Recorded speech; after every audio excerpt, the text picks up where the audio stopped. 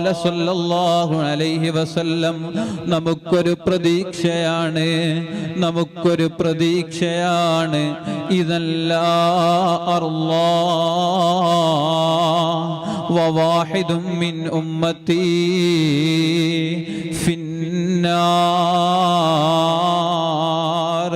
സമാധാനമായി, തൃപ്തിയായി. വല്ലാത്തൊരു ആയത്തല്ലേ ഇറങ്ങിയത്.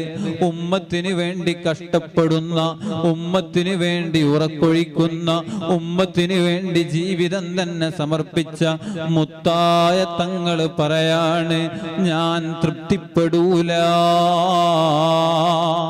എൻ്റെ സമുദായത്തിലെ ഒരു കുട്ടി പോലും നരകത്തിൽ നിന്ന് കൈച്ചലാവാതെ എനിക്ക് തൃപ്തി വരൂല. അല്ലാ,